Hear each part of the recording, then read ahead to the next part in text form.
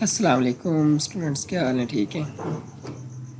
अच्छा, last time हमने 2 programme देख लिए थे। जल्दी से हम नेक्स्ट भी देख लेते हैं ताकि कम वक्त में हम ज़्यादा काम सीख सकें। तो थर्ड प्रोग्राम था, कहता है write a program to enter rainfall in millimetres. यानी हमने एंटर करनी है रेनफॉल हो रही है इन मिलीमीटर्स।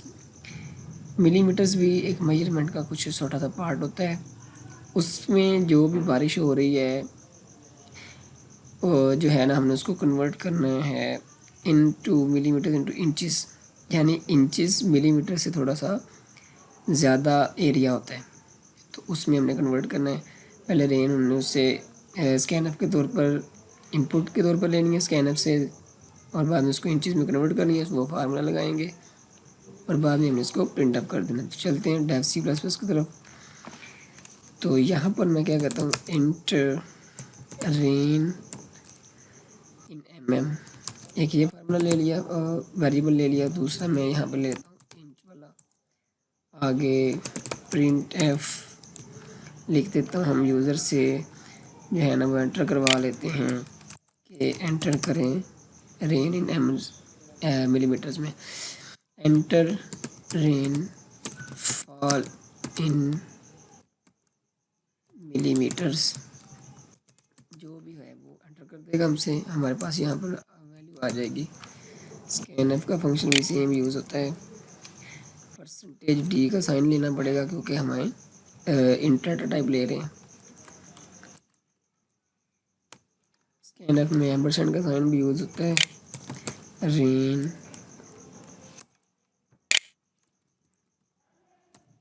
अच्छा, अगर इसका ये भी तरीका है कि अगर आप कोई वेरिएबल ऐसा ले रहे हैं जो बड़ा हो, तो नाम अगर गलत होने का खदशा है तो फिर आप ना यहाँ पर इसी को कॉपी कर सकते हैं और यहाँ पर पेस्ट कर सकते हैं ताकि कोई मसला ना आए।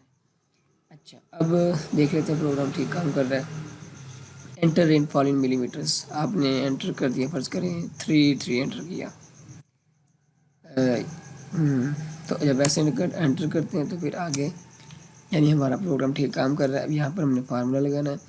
मैं यहाँ पर लिखूँगा रेन, ऊपर वाला वेरिएबल इंच है, असाइनमेंट ऑपरेटर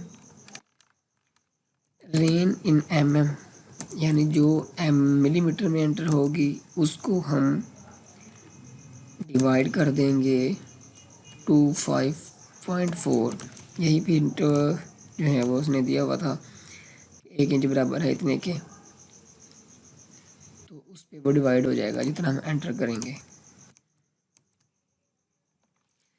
तो ये जस्ट छोटा सा फार्मूला था। अब मैं यहाँ पर प्रिंट का फंक्शन यूज़ करता हूँ और उससे कह देता हूँ कि जनाब your rain,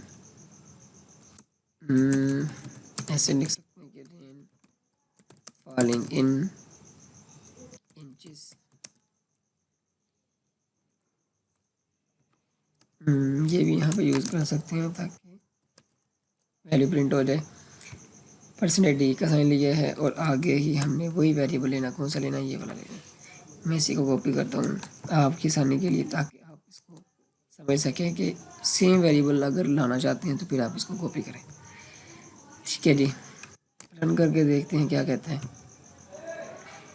rain fall in millimetres आपने 1 1 1 3 एंटर कर दिए। अब जैसे ही इसको एंटर का बटन दबाते हैं तो वो कहता है कि रेन फॉलिंग इन डैश यानी 4 इंचज़ में इतने आते हैं। अगर आप इसको फ्लोट में ले लेते हैं तो फिर एग्जैक्ट वैल्यू आ जाएगी। ये भी एफ में चेंज करना पड़ेगा और ये भी एफ में चेंज करना पड़ेगा क्योंकि दोनों ही वेरिएबल फ्लोट डाटा टाइप के हैं। अब मैं दोबारा 1 1 1 एंटर करता हूँ तो अब देखें 4 पॉइंट समथिंग वैल्यू आ रही है। ठीक है, ये काम आपको अच्छी तरीके से पहले भी पता होगा। इसी लाइन को मैं जो है वो कमेंट कर देता हूँ ताकि हम नेक्स्ट प्रोग्राम को देखें।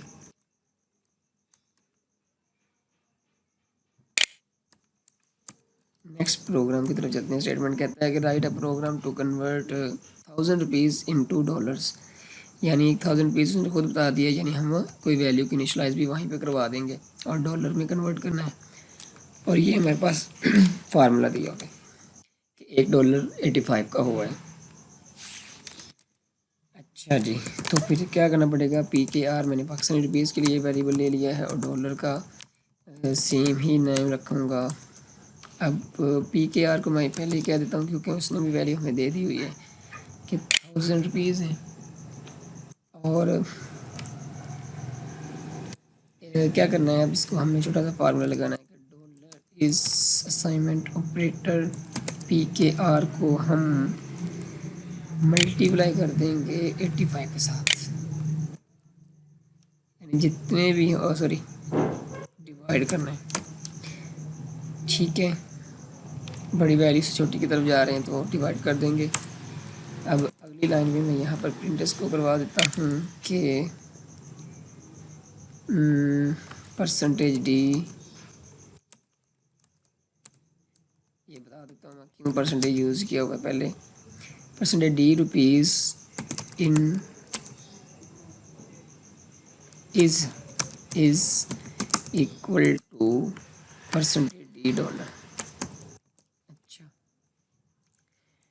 दो लेने का मकसद ये था कि %d, पहला %d हम मैं यहाँ पे PKR वाली वैल्यू लिखूँगा, यानी PKR इसको वो इसके साथ अटैचमेंट है इसकी, यानी इस वेरिएबल को, यानी 1000 रुपीज़ इज़ इक्वल टू $। अब डॉलर चूँकि ये कन्वर्ट हो चुका होगा तब तक वो आपको वैल्यू बता देगा और बाद में डॉलर साथ लिखा जाएगा, इसलिए मैंने ये दोनों लिए हुए। अब जैसे मैं इसको रन करता हूँ सारी बात क्लियर हो जाएगी। तो उसने लिखा है 1000 रुपीज़ इज़ इक्वल टू $11। इसको भी हम देख लेते हैं, एग्जैक्ट तो नहीं हो सकता, फ्लोट से ही एग्जैक्ट वैल्यू निकलनी है। तो ये %f का साइन लेता हूँ मैं, यहाँ पर भी %f ले रहा हूँ और अब आपको बता देगा कि 11 पॉइंट समथिंग बनता है। ठीक है जी, ये भी ठीक हो गया। नेक्स्ट चलते हैं, इसको भी कमेंट कर दिया। थर्ड है write a program to enter time in hours, minutes and seconds, यानी 3 हमने वैल्यू एंटर करवानी है, तो लिहाजा मतलब स्कैनर का फंक्शन यूज़ होना है। कन्वर्ट टाइम इन सेकंड्स, और बाद में ये आवर्स के सेकंड हैं, मिनट्स के सेकंड हैं और सेकंड तो वैसे ही सेकंड है, इनको प्लस करके हमने सेकंड्स के अंदर कन्वर्ट करना है, यानी टोटल को सम करना है और बाद में प्रिंट अप करवा देना स्क्रीन पर। मैं क्या करता हूँ, इंट आवर मिनट्स लिख देता हूँ, छोटा सा वेरिएबल है, सेकंड लिख देता हूँ और एक t सेकंड ले देता हूँ क्योंकि हमने इसको टोटल करवाना है और कोई वेरिएबल नहीं चाहिए। प्रिंट एफ, इससे हम यूज़र से निकलवा लेंगे कि enter hours, next slash N लगा देता हूँ ताकि वो नेक्स्ट लाइन पे प्रिंट हो। स्कैनफ %d वही, और यहाँ पर एम्परसेंड का साइन है, हम चूँकि आवर्स मांग रहे हैं तो आवर वाला वेरिएबल लिखना पड़ेगा। अब मैं क्या करता हूँ, शॉर्ट टाइम के लिए मैं इसको करता हूँ कॉपी,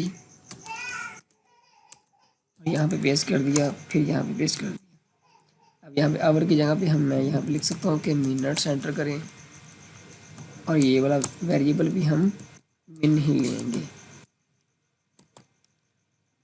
और यहाँ पर इसको सेकंड मांगना है तो सेकंड लिख देंगे, जैसे आपको ठीक लगता है सेकंड वाला वेरिएबल। अच्छा, तीनों चीज़ें आपको वो एंटर करवा देगा, जैसे मैं यहाँ पे एंटर करके देख लेता हूँ। आवर्स वो मांग रहा है, हमने 2 एंटर किए हैं, आवर्स 33 मिनट्स एंटर कर दिए, 44 सेकंड एंटर कर दिए। अब नेक्स्ट नहीं चला, यानी कि प्रोग्राम हमारा अब तक तो ठीक है। यहाँ पर हम एक फार्मूला लगा देना है कि t सेकंड, यानी ये टोटल सेकंड है, असाइनमेंट ऑपरेटर है, छोटा सा फार्मूला है वो ये है कि आवर मल्टीप्लाई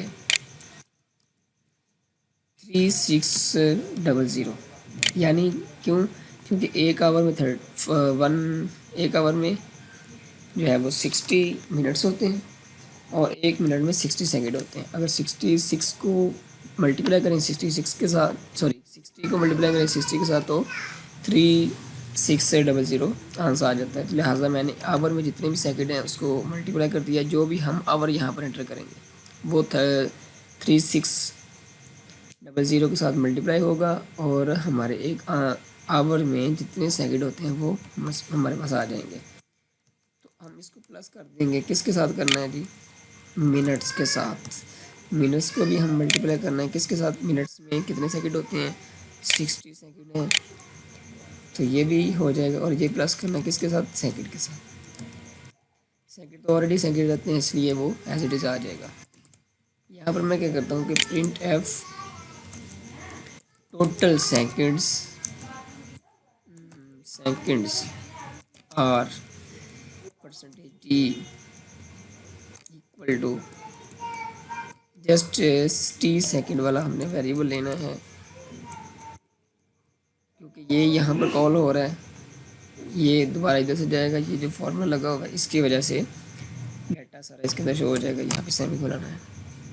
अब इसको रन करके देखता हूँ, छोटा सा प्रोग्राम हम खुद भी जो कैलकुलेट कर सकते हैं। जैसे फर्ज करें मैंने आवर्स उसने मांगा है, मैंने 1 आवर एंटर किया। 1 आवर में आपको पता ही है 3600 सेकंड होते हैं। जैसे मैं एंटर करता हूँ, मिनट्स आ गए, मिनट्स में 1 मिनट में 60 सेकंड होते हैं, यानी 3660 हो गए। जैसे मैं एंटर किया, अब 2 एंटर करूँगा तो यानी 3662 आंसर हमारा आना चाहिए। छोटी सी कैलकुलेशन है, ये तो ऐसे भी कर सकते हैं, लेकिन जब एंटर बटन दबाता हूँ तो टोटल सेकंड्स आर दिस, तो ये हमारा आंसर ठीक आ रहा है। अगर हम इसको थोड़ी सी वैल्यू बढ़ी दें, जैसे 3 आवर्स हैं, 44 मिनट्स हैं, 56 सेकंड्स हैं, तो ये एज इट इज़ इसके अंदर स्टोर हो जाएगा और हमारे पास इतने 1000, इतने 100 और इतने सेकंड्स आ जाएंगे। ठीक है जी, हमारे टोटल 5 हो चुके हैं। अगर आपको किसी में समझ नहीं आई तो आप कमेंट सेक्शन में बता सकते हैं। तो नेक्स्ट वीडियो में हम करते हैं, जो कि वीडियो लंबी हो जाती है, इसलिए हम 2-2 3-3 करके समझ लेंगे, ताकि आप प्रैक्टिस भी साथ साथ कर लीजिएगा।